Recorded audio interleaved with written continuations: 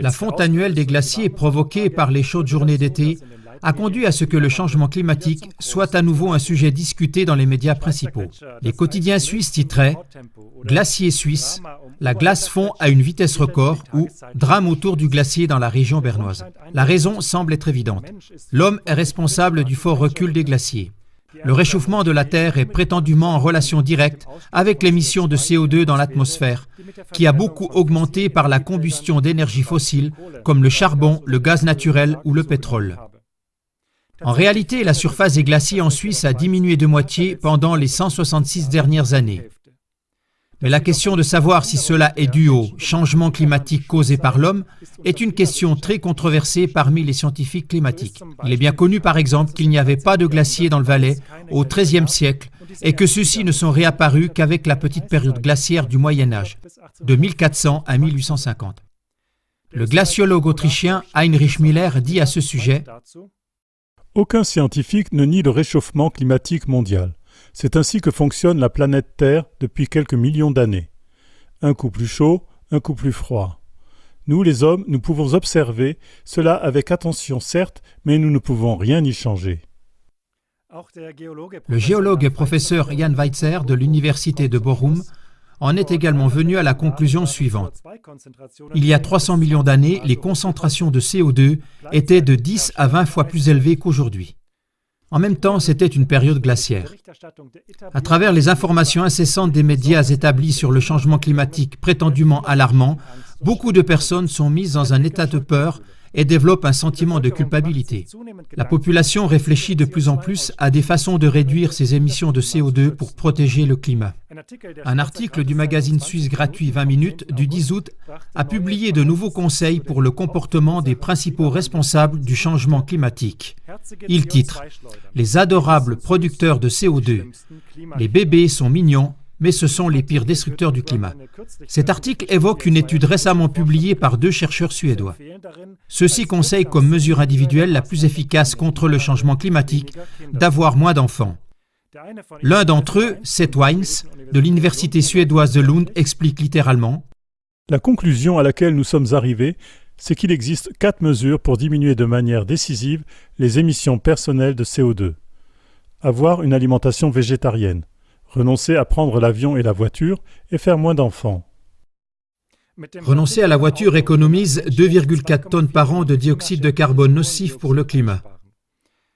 Selon le calcul des chercheurs, une alimentation végétarienne économise 0,8 tonnes de CO2 par an et renoncer à l'avion diminue les émissions de CO2 de 1,6 tonnes en moyenne par an. Mais d'après l'étude, renoncer à avoir des enfants est de loin le moyen le plus efficace dans la lutte contre le réchauffement climatique, car chaque enfant qui n'est pas mis au monde représente une réduction de CO2 de 58,6 tonnes par an. L'équipe de chercheurs écrit « Une famille américaine qui décide d'avoir moins d'enfants contribue dans la même mesure à la réduction d'émissions de CO2 que 684 jeunes qui décident de recycler systématiquement leurs déchets jusqu'à la fin de leur vie. » D'après eux, le contrôle des naissances et la surpopulation de la Terre, qui sont des sujets liés entre eux, devraient entrer dans les manuels scolaires et dans les écoles en général.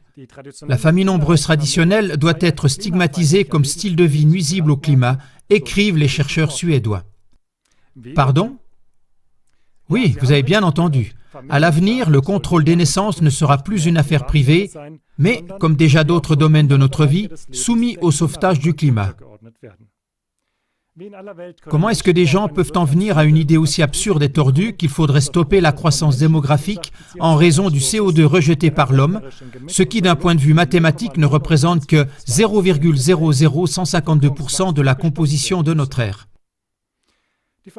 La publication de cette étude suédoise a pourtant déjà fait réagir un grand nombre de critiques. Ceux-ci remarquent que la lutte contre le changement climatique prend des airs de plus en plus méprisants envers l'homme. Avec la pétition « Avoir des enfants n'est pas un péché contre l'environnement », ils exigent de l'université de Lund qu'elle élimine immédiatement cette étude de son site web et qu'elle prenne ses distances vis-à-vis de ses auteurs et de ses thèses méprisantes envers l'homme. Dans une lettre à cette université, ils écrivent « Mis à part le fait qu'il est scientifiquement très controversé et douteux que le changement climatique soit vraiment dû à l'homme, Il est absolument cynique et méprisant envers l'homme de sacrifier des enfants pour la protection du climat. Les enfants sont l'avenir de tous. La baisse des émissions de CO2 ne peut pas être au prix de la dignité humaine. C'est donc cela, le but évident de toute cette hystérie organisée autour du sauvetage du climat. Il ne viendrait jamais à l'idée d'une personne normale de penser que la population terrestre, l'humanité comme telle, doit être réduite. Cela rappelle de manière effrayante les Georgia Guidestones, situés dans l'État fédéral de Géorgie aux États-Unis. Sur cet énorme monument de granit, une exigence est gravée en 8 langues, disant que l'humanité doit être maintenue au-dessous de 500 millions en équilibre perpétuel avec la nature. Cela voudrait dire que la population mondiale devrait être réduite de plus de 90%.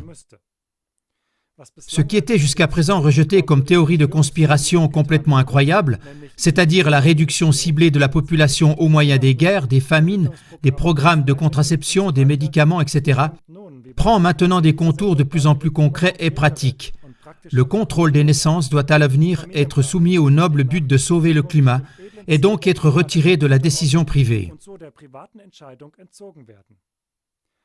Serait-il possible que derrière le prétendu sauvetage du climat se trouvent les mêmes instigateurs qui, pour réaliser leur ambition d'un nouvel ordre mondial, recherchent en même temps à réduire de façon massive la population mondiale? Vous trouvez plus d'informations sur le sujet des Georgia Guidestones dans notre documentaire portant le même titre.